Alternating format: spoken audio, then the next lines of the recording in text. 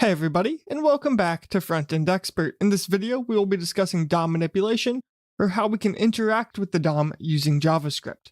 So in this example, we have some basic markup. First, we have an ordered list with 3 list items, the second of which has an ID of second li.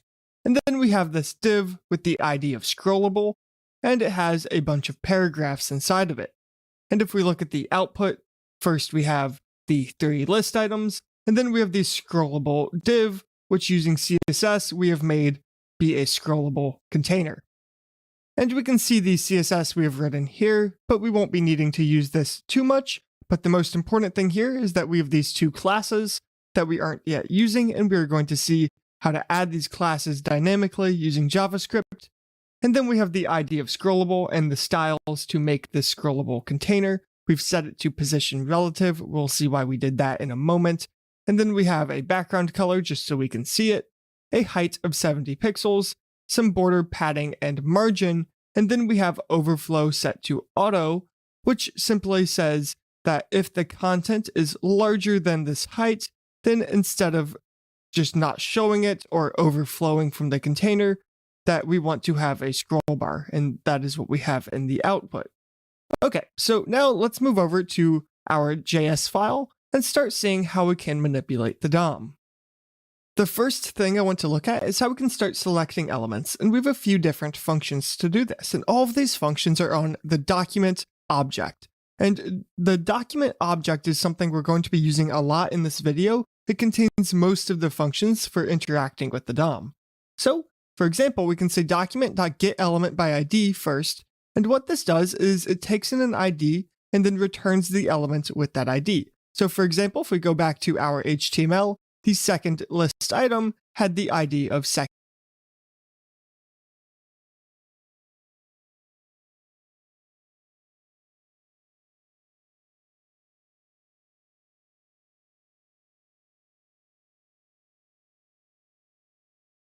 li. So we can copy this ID and we can paste it into document.getElementById. And let's save this in a variable, so we can say const second li and set this equal to document.getElementById of second li. And for now, let's just console.log second li. And now you'll see we log out to the console, the second li list item. And if we come over to the console here, we can see the list item that we printed out. And if we open it up, you can see the list item 2 contents, as well as it has this marker pseudo element, which adds the number 2 before the actual contents of the list item. Okay, so next, what I want to look at is a few more of these functions we have to get elements. So not every element is going to have an ID. So what we have to be more generic here is document.querySelector. And what querySelector does is it takes in a CSS selector as a string, and it returns whatever element that selector would select. And if that selector would select multiple elements, it just selects the first one. So for example, we could do li, and let's save this as a constant as well. So const, and we'll call this first li and set this equal to this query selector. And we can console.log first li. And again, this is going to select the first one just because it selects the first element in the page that matches this li selector. And now when we run this, you'll see we get the first li, and then we have the second li directly after it. And we can open this up in the console as well to see that it is getting list item 1. Okay, so now you might be wondering, what if I wanted to get all of the elements matching a selector? And we have a function for that as well. So we can change this to query selector all, and I'll change the name of the constant to, let's just say, list items. So what document.querySelectorAll is going to do is the same thing as document.querySelector. The difference being that with querySelectorAll, we're going to get every element matching the selector rather than just the first one. And it's going to get these as a node list, which is an iterable, so we can do a lot of things with it that we can do with arrays, but we don't have all of the functions of an array, and we'll see that in a moment.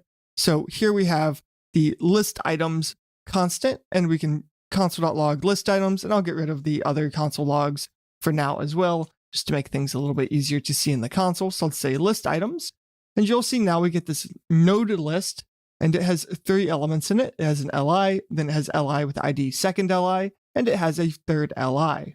And if we open up the node list in the console, we can see the 3 different list items, as well as it has a length of 3. Okay, so now let's come back to the JavaScript and let's take a look at some of the functions of the list items. So we saw we had the length property first of all, so we could say console.log of list items.length, and what we're going to log out is going to be 3. And next, we have this function list items.forEach, and this is going to work the same way as forEach on an array. So we can pass in a arrow function, so we can say list item, and we want to, let's just say console.log each list item, and what this is going to do is log every item in the list, and now you see we log out all 3 of the LIs. But it is worth noting we don't have all of the array functions here. So for example, we don't have a map function. So if we try to do this, we just get listItems.map is not a function. So do know that forEach is really the only major function we get here for these node lists. But if you did need to use map, what you can do is you can say array.from, and this is a way to create an array from an iterable. So then we can use this as an array. So I can say array.from, and then we can use map, and it's going to work just like standard map functions do on arrays. Next, there are a few other functions of the document that we can use to get elements. So along with querySelectorAll, we have a couple others that get multiple elements. So we can say, let's just console.log document.getElementsByClassName. And what this does is it takes in a CSS class. So for example, if I put list item, it will select all of the elements with that class. There isn't currently any element on the page with the class, but if, for example, I added the list item class to the first list item, then we end up getting an HTML collection with that one list item in it.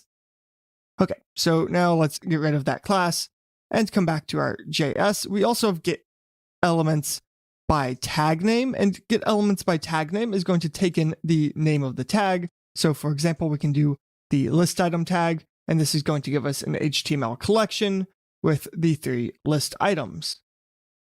Now, I usually don't recommend using these functions, and the reason is the HTML collection they return is just not as powerful as a node list.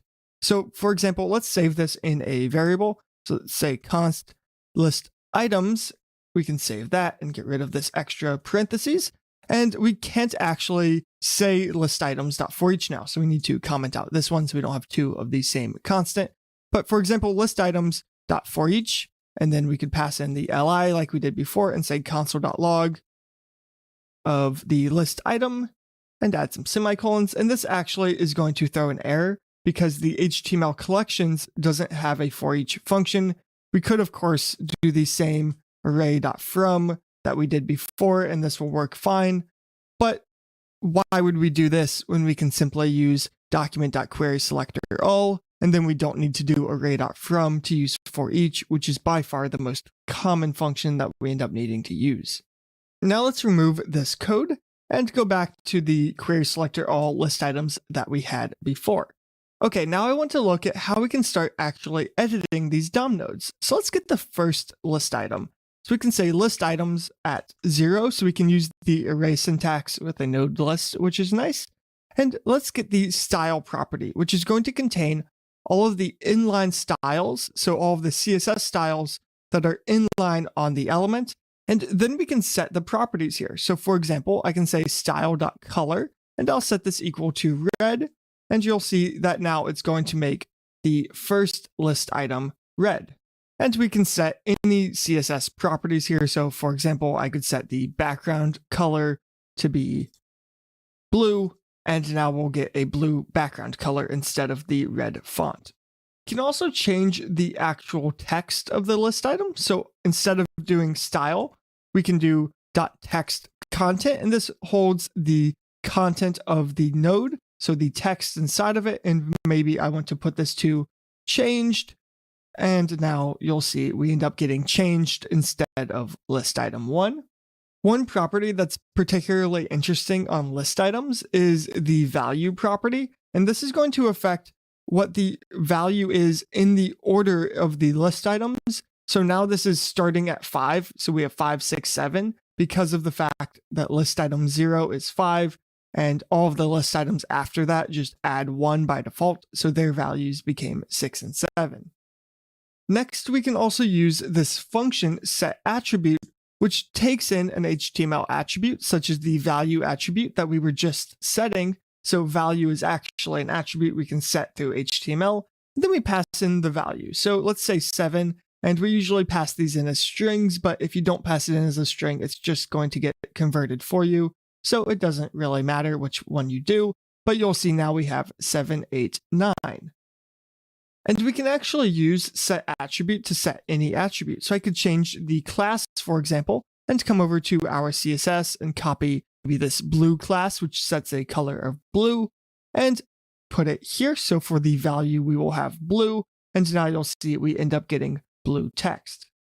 And just like we can in HTML, we can have space-separated classes here. So I could set this to blue and also give it the big class, which is a class here making the font size 2EM. Now that said, this usually isn't how we want to manipulate classes. So what we can do instead is we can say list items at 0, and we have this class list property, and it has a few different functions that we can call. So for example, I could call classList.remove, and let's remove the big class. And now you'll see we're back to having just blue. So this added big and blue, but this removed the big class. So now we have just blue. We can also use classList.add. So I could add blue, for example, even if I didn't have it here. So this first line is now setting the attribute to just big, and the second is adding blue to it. And even if we got rid of this line, we still have blue, just not big, and we can call this multiple times. So I could add blue as well as I could add big in a separate call to classList.add. And alternatively to this, we can actually just pass both classes in as separate parameters to this function. So I could pass in big and blue, get rid of this, and this will work the exact same way. And lastly, we also have this function list items 0.classList.toggle. And what toggle is going to do is if the class was already there, it's going to remove it. So now we have removed big, but if it wasn't already there, then what it's going to do is it's going to add it. So now you'll see we end up adding big. And if we toggle twice, this essentially does nothing because it has added it on this line and then removed it again. And then of course, if we add it a third time, it will have added it back again. And finally, there is one last way that we can change a class. So we could say list items at 0 and just say .class name. And then in the class name, set it equal to whatever we want the class name to be. So for example, blue big, and this is going to be just the class attribute value in HTML. And we can get rid of all of these, and this will do the same thing. Or we could just do blue, for example, and now we have just blue. I usually wouldn't recommend doing it this way though. Usually we want to use the functions we've been given rather than editing these properties manually. So the class list object with its functions is usually the way to go. This also prevents us from accidentally overriding some classes. So with this, it's going to delete any previously had classes. So for example, if I'd set the attribute to big, and then I use class name and set it to blue, this is overriding the class name property rather than adding to it, versus if we add to it using classlist.add, we end up getting both, which is usually what we would actually end up wanting. Okay, so next, let's move on from classes and let's look at how we can actually create our own DOM nodes. So I'm going to create a paragraph. So let's say const, and we'll call this P for paragraph. And we can call it document.createElement. And what this does is it creates a DOM node, and we pass in what tag we want to create. So for example, I will create a paragraph tag, but this isn't going to do anything in the sense that it isn't going to affect the page. So when I save this, nothing is going to appear on the page. We have no new paragraph. So simply the paragraph element is saved here, and when we need it, we will add it to the DOM. But first, let's start editing this paragraph a bit. So I can say paragraph.textContent to set the contents of the text, and maybe I say hello world here. And then we need to start adding this to the DOM. And there are a few different functions we can use to do this. So what I'm going to do is just add this to the body. So we have document.body, which is essentially the equivalent of doing query selector of body. And what we can do with document.body is we can call append child first and append the paragraph. So we're passing in the actual paragraph constant into document.body.append child. And so now you'll see we get this hello world text is appended to the bottom of the document. Now we can also do document.body.append, and in this case, it's going to work the same way, but there are some key differences. The biggest one being that append doesn't actually need to just take in a tag. It can also take in text. So for example, if I did append test, it's going to append the text test, but it hasn't created a paragraph tag here. It's just stuck the text test into the DOM. But for now, let's go back to our paragraph. And append can also have multiple arguments. So I could do the paragraph and then I could do test, and we end up getting both. But again, the test is not creating a paragraph. It's simply just adding that text directly to the DOM. And for now, we will go back to just our paragraph. And we also have a function prepend, and this works the same way as append, except it sticks it at the beginning. So now we have hello world at the beginning of the body rather than at the end. And one other option we have here is instead of setting the text content, we can actually create a text node and append that. So I could say const text equals document.createText node, and then we just pass in whatever text we want, like hello world. So what I will do is instead of paragraph.textContent, we can do paragraph.append text, and this text will be added to the paragraph, and we get the same output we had before. Now there is one more alternative here, and that is using what we call inner HTML. So inner HTML is a property of elements that contains all of the HTML inside of it as a string. So let me show you what I mean. Let's do console.log list items at 0.innerHTML.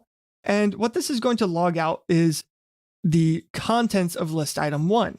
And if, for example, I did instead the inner HTML of, let's do document.querySelector, and let's do the entire ordered list, then you'll see the entire text of this ordered list as a string is being printed out. And this inner HTML is actually editable. So let's get rid of this console.log. Now what we can do instead of the code we had is we can say document.body, but we're going to get its inner HTML, and we're going to concatenate to it, which is essentially the same thing as appending to the end of it.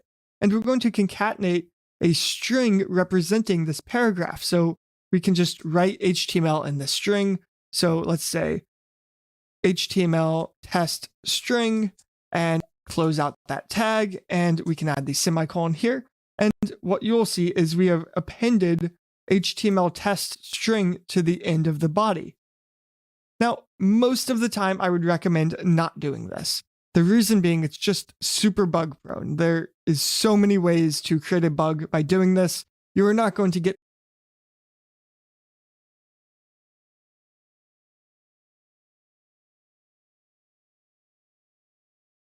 the nice features of the text editor that you're using for telling you if you're missing a closing tag, for example, and it's just an easy way to introduce new bugs. So most of the time I won't be using this. One thing that is worth using with inner HTML though is if we set inner HTML to an empty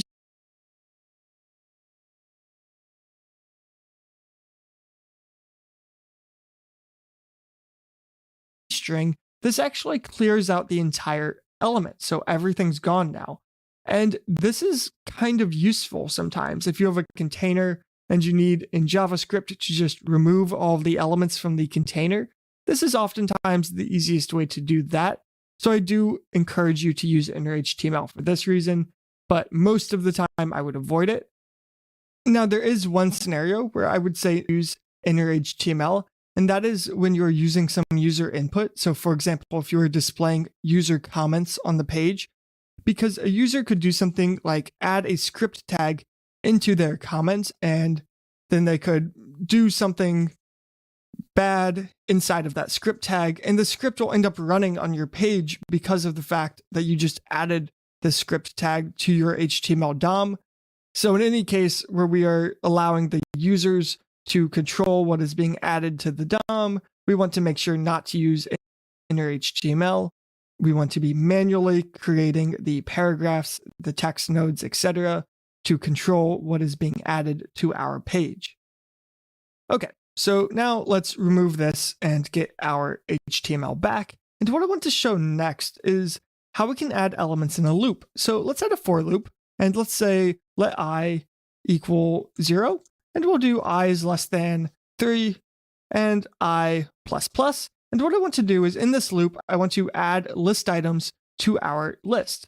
So what we need to do is say const li, and we're going to say document.create elements, and we'll create a list item. And then we can give the list item some text. So let's say .text content. We could also use create text node if we want. And let's set this equal to a template literal that is list item with I equal to, and then the value of I. Okay, and now what we need to do is actually append these to the page. So what we can do is we can say const parent equals document.query selector of the ordered list and li. Okay, so now this is going to work. We get list item with I equals 0, 1, and 2 added to the end of our list. But there are a few issues here, and it's something that can come up a lot, so I wanted to demonstrate it. First, inside of this loop, we're doing a few things that are a bit expensive. So first, we get the ordered lists out of the document, and this isn't to say the browser isn't efficient, because it's incredibly efficient, but we should still be list item with I equal to, and then the value of I. Okay, and now what we need to do is actually append these to the page. So what we can do is we can say const parent equals document.query selector of the ordered list, and we need to append to that ordered list. So parent.append li. Okay, so now this is going to work. We get list item with I equals 0, 1, and 2 added to the end of our list. But there are a few issues here, and it's something that can come up a lot, so I wanted to demonstrate it. First, inside of this loop, we're doing a few things that are a bit expensive. So first, we get the ordered lists out of the document, and this isn't to say the browser isn't efficient, because it's incredibly efficient, but we should still be writing efficient code, and we don't need to be calling this document.query selector in every iteration of the loop. So whenever a substantial function call inside of the loop isn't dependent on being in the loop, we should usually move it outside so we only have to do it once. So I'll move this to the outside of the loop, and nothing's going to change. And another thing you might notice is we are appending to the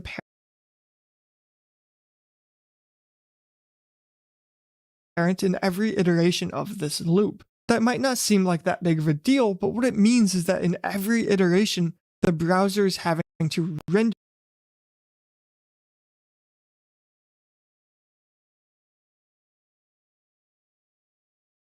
the page again. And if this loop was much bigger, it would actually be an issue.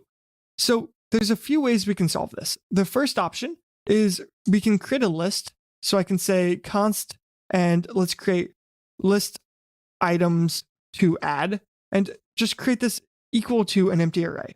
And then instead of appending the li, what I'm going to do instead is say list items to add dot push, and we're going to push the list item, and we can get rid of this parent dot append.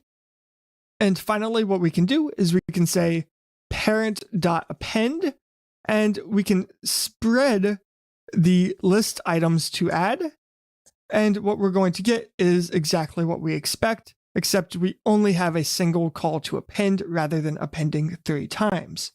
And alternatively, there's actually a built-in functionality with the document object that we can use here instead. So we call this a fragment. So I can say const fragment, and I'm going to do document.create document fragment. And what a fragment is it's sort of like your own little DOM, but this DOM isn't on the page, so it's not causing any renders. So now what we can do is we can say fragment.append of the list item, and if we just do this, nothing's actually going to happen. So this isn't going to add anything to the page because this fragment isn't on the page. Again, it's just sort of a DOM that only exists in JavaScript. It doesn't exist on the actual document. And now what we can finally do is say parent.append the fragment. And this is going to do essentially the same thing as the array that we had before, except we are using the built-in functionalities of the DOM API, which is usually a better option. Okay, so next, let's look at how we can remove elements from the DOM as well. So I'm going to come below this loop, and what I can do is say list items, and let's get the first element and remove it. And traditionally, the way we did this is we did .parent node, which gets the parent of the list item. So for example, if I just console log this out, console.log list items 0.parent node, you'll see we get the ordered list. So this is the parent of the list item. And then what we do is we call the remove child function. We call the remove child function, and we pass in the element again. So we can say the element dot parent node dot remove child of the element, and this will end up removing list item 1. Now you might be saying, this is super verbose. This is a lot of code just to remove an element. And that's what a lot of people said. So they ended up adding a function to JavaScript, or to the DOM API specifically, called remove. And this simply removes the element from the DOM, which is usually a lot easier way to do this. But I did want to show both ways because you might see both options, as well as there are still some very old browsers that don't support this. So if you did need to support every single old browser, then the old way of parent node dot remove child of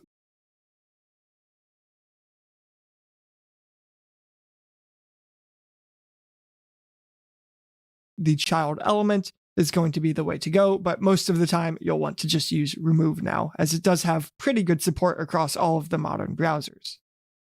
Okay, so now let's remove all of this code and look at how we can actually get some sizes from the DOM.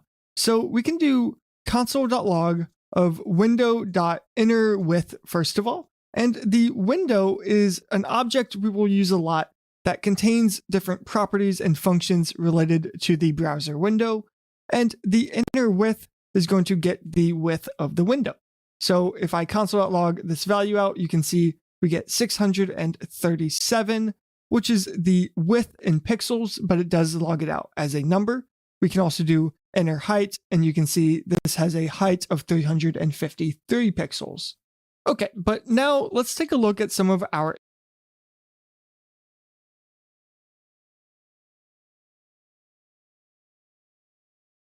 individual items. So let's go to list items at 0. And for example, let's get its font size. So we saw before we could do .style and then get whatever elements we wanted. So we could do .style.font_size, and let's try logging this out.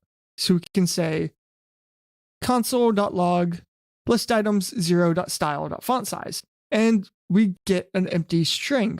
Why is this? Well, the reason for this is that the font size is not being set on the element. So therefore, it's not on this style property. So what we need instead is to use a function called getComputedStyle. So what we can do is we can say window.getComputedStyle, and rather than getting the style set inline on the element or what the browser is currently displaying, and we can say list items at 0. And now what I want to do is just get whatever we want off of this. So we can say .font_size, and let's console log all of this out. So we can add a console log, and now you'll see we get 16 pixels as a string. Now the reason we get 16 pixels is because of the fact that the root element is set to 16 pixels, and that is the style that the browser is using for this list item. But what would happen if, for example, we did this list item.classList.add, and we had that big class that set it to 2em? Well, now we get 32 pixels, which is a little bit strange because in our CSS, big is 2em. So why are we getting 32 pixels? Well, the reason is that getComputedStyle is getting whatever style the browser has computed for it. And the browser knows pixels because pixels are the absolute size on the page. So it converts everything to pixels. And 2em is equivalent in this circumstance to 32 pixels. So that's why we get 32 pixels there. Okay, so next what I want to look at is the scrollable container. So let's say const scrollable, and set this equal to document.getElementById, and we can get the scrollable element. With the scrollable element, it's currently overflowing. So there's a few different properties we can use to get the sizes of this container. So first, let's do console.log of scrollable.client height. And what client height is this is the height of the visible content plus its padding. So if we console log this out, we get 90. And now if I go back to the CSS, we can see it has a height of 70 pixels and a padding of 10 pixels, which is going to give 10 pixels vertical on each side, which is 20 total vertical pixels of padding. So 20 plus 70 is where we got 90. So this is the size that is actually visible. But if we come down here and copy this, and instead of client height, we do offset height, what offset height is going to do is it's going to give us the visible height, but it's also going to include the border. So now we get 100 pixels because it's including a 5 pixel border on either side. So we have the 90 pixels from before plus 10 pixels of border. This would also include a scroll bar. If there's a scroll bar across the horizontal axis, then we would have the height of that scroll bar included in the offset height. And finally, one last height is going to be the scroll height. And what scroll height is it's the total height of the content as well as the padding, including the content that is currently scrolled out of view. So in this case, we have a total scroll height of 312 pixels on the scrollable container. And finally, one other useful property we have here is I could say console.log, and we can say scrollable.offsetTop. And what offset top is it's the distance from the outer border to the inner positioned parent border. So for example, in this case, offset top is 88. And this is actually just how far the scrollable container is from the top of the page. And the reason for that is that it has no positioned parent, positioned meaning having changed the position property. So it's just the distance from the top of the page, which is useful. But what we can actually do is we can use offset top to see how far individual elements are from the top of this scrollable container. So for example, let's do console.log, and we can say scrollable.querySelector. So we can query select within a individual element rather than just on the entire document. And let's actually do query selector all of the paragraphs. And let's just get, say, the fifth one, and let's console.log its offset top.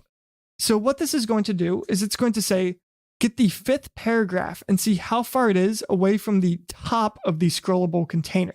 And if we log this out, we get 199 pixels. So the 5th paragraph is 199 pixels from the top. If we did, say, the first one, we get 26 pixels away from the top. So the reason we're getting 26 is because the default margin on the paragraph is 16 pixels, which is 1 EM. And then there's also 10 pixels of padding on the container. So 26 total pixels between the first element and the top of that container. Now, one thing that's worth noting here is if we don't have a positioned parent, so if we didn't have position relative here, then we're going to get different values. So now if I save this, we get 119, because this is now the distance from that paragraph to the border of its positioned parent, but it has no positioned parent, so it's now just the distance from that paragraph to the top of the body. But I will make this back to position relative again, and we will go back to our value of 26. And now what I want to look at last is scrolling.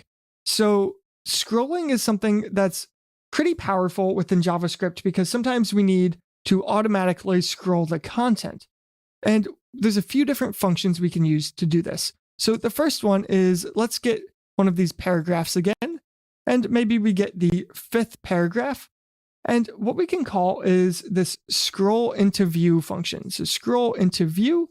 And all this is going to do is when I save it, you'll see it will automatically scroll the contents of the scrollable container down to where we can see that paragraph. And if I save this, you see now we've automatically scrolled all the way to the bottom of that container, but I haven't touched the scroll wheel on the mouse or anything else to scroll it.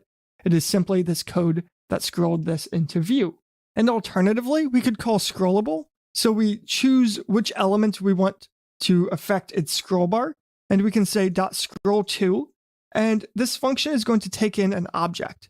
And this object can have a few different options. So first I want to add a top, and what we're going to do is choose how far down we want to scroll. So let's choose maybe one of the paragraphs. Let's say we want to scroll to the 2nd paragraph and its offset top value.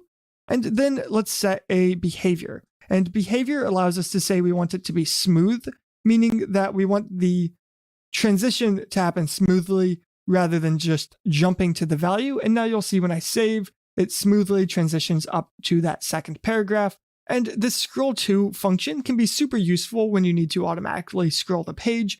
It is worth noting the smooth behavior is not supported by every browser. So in some browsers, if you add behavior smooth, it's going to be ignored. But in most of the modern ones, it is being used. And with that, that's going to be the end of this video on DOM manipulation. I hope you enjoyed it, and I'll see you in the next one.